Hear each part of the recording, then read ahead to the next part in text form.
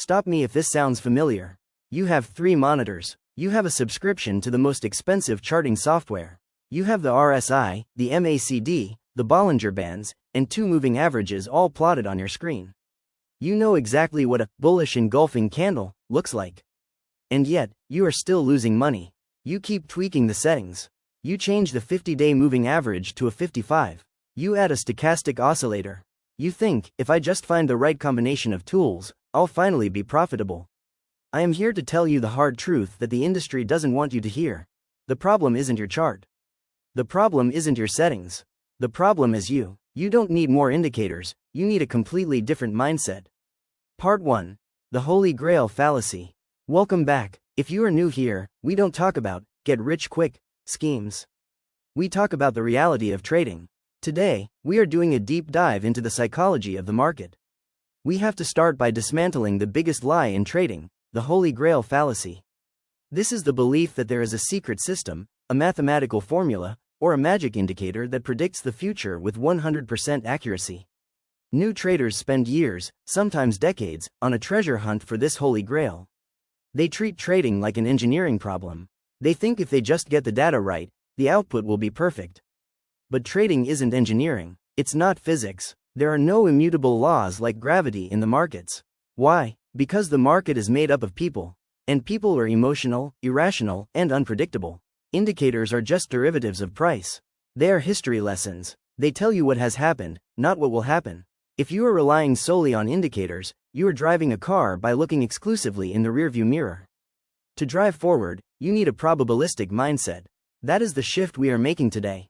Part 2. The Technician versus the Psychologist. Let's talk about who actually succeeds in this game. You might think it's the smartest person in the room, the mathematician or the engineer. But actually, those personality types often struggle the most. Why? Because they demand certainty. They demand logic. The market often lacks both. The trader who succeeds is the one who thinks like a psychologist.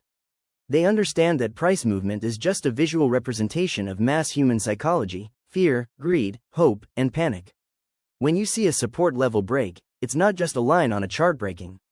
It is thousands of traders realizing they were wrong at the same time. It is a mass liquidation event caused by pain. If you can stop looking at candles as data and start looking at them as emotion, your entire edge changes. You stop asking, what is the RSI saying? And you start asking, where are other traders feeling pain right now? Where are they trapped? That is the mindset of a professional. Part 3. The Cognitive Biases Destroying Your Edge. To adopt this mindset, you have to audit your own brain. We are all hardwired with cognitive biases that kept our ancestors alive on the savannah but get us slaughtered in the financial markets. Let's talk about the big 3. First, confirmation bias. This is when you decide you want to go long on a stock, and then you only look for information that supports that idea. You ignore the bearish news. You ignore the resistance level overhead. You zoom in until you find a time frame that looks bullish. You aren't analyzing, you're seeking validation. Second, the gambler's fallacy. This is the belief that because something has happened frequently during a period, it will happen less frequently in the future. The market has gone up for 6 days in a row, it has to come down today. No, it doesn't. The market doesn't know it went up yesterday. It doesn't owe you a red day. Attempting to catch a falling knife or short a rocket ship because it's due is a fast way to blow an account. Third, loss aversion. Psychologically, the pain of losing $1,000 is twice as intense as the joy of gaining $1,000. This causes traders to hold onto losing trades way too long, hoping they will come back to break even so they don't have to realize the pain. Conversely, it makes them cut winning trades way too early because they are terrified the profit will disappear. This is the exact opposite of what you should do. You should cut losers fast and let winners run. Your brain is wired to do the reverse. Part 4. Reframing risk management. Now, let's discuss risk management. Most people think this is a math topic. It's not. It is 100% a psychology topic. If I tell you to only risk 1% of your account per trade, you understand the math. It's simple division. Yet, you still bet 10%, 20%, or 50% on a single trade. Why? It comes down to ego versus survival. When you oversize a position, you are making a statement. You are saying, I am certain this will work. But we just established that certainty is impossible. So, oversizing is an act of arrogance. It is your ego trying to force its will on the market. You need to adopt the mindset of a casino manager. A casino doesn't care about the outcome of one spin of the roulette wheel. They care about the outcome of 10,000 spins. They know they have a statistical edge, the house edge. They know they will lose some hands, but over time, the math works. You are the house. Your trading edge is your statistical advantage. But if you bet the entire casino on one spin, the math doesn't have time to work in your favor.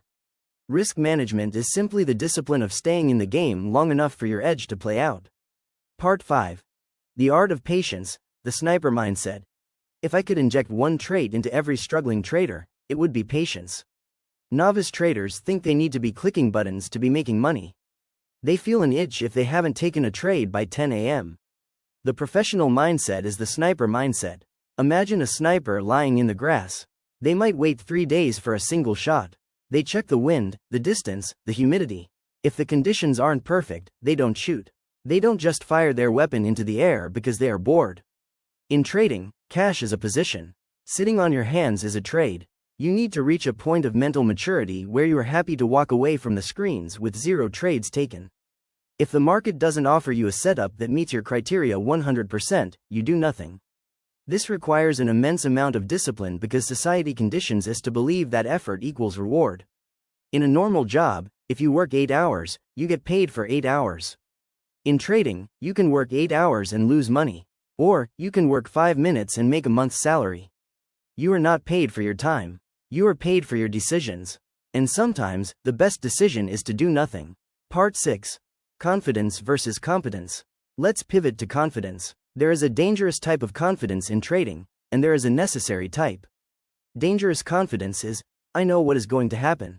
That is a delusion. That leads to blown accounts.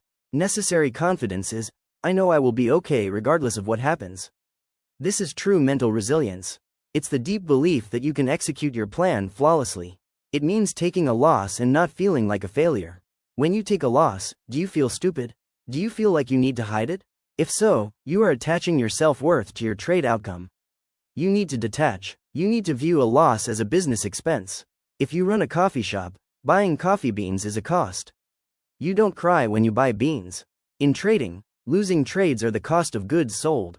You pay the loss to buy the opportunity to find the winner. Part 7. How to actually change. The practical steps. We've talked about the theory. Now, how do you actually build this mindset? You can't just wish for it. You have to train for it. Here are 3 practical exercises you can start this week. 1. The 20 trade exercise. Mark Douglas, the godfather of trading psychology, suggested this. Commit to taking 20 trades following your system exactly. During these 20 trades, you are not allowed to care about the money. You are only grading yourself on your execution. Did you follow the rules?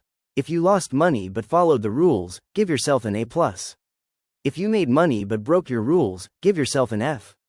You are rewiring your brain to value the process over the outcome. 2. The hourly check-in. Set an alarm on your phone for every hour you are trading. When it goes off, check your emotional temperature. Are you angry? Are you euphoric? Are you bored? If you are feeling any intense emotion, step away. You cannot trade well when you are emotionally compromised. 3. The I don't know mantra. Before every trade, say this out loud. This setup looks good, but I don't know if it will win, and I accept the risk. Verbalizing the uncertainty kills the ego. It prepares your mind for the possibility of a loss so that if it happens, it's not a shock to your system. Conclusion. You can spend the next 5 years searching for the perfect indicator. You can buy every course, try every bot, and subscribe to every signal service. But until you accept that trading is an internal game, you will remain part of the 90% who fail. The market is a mirror.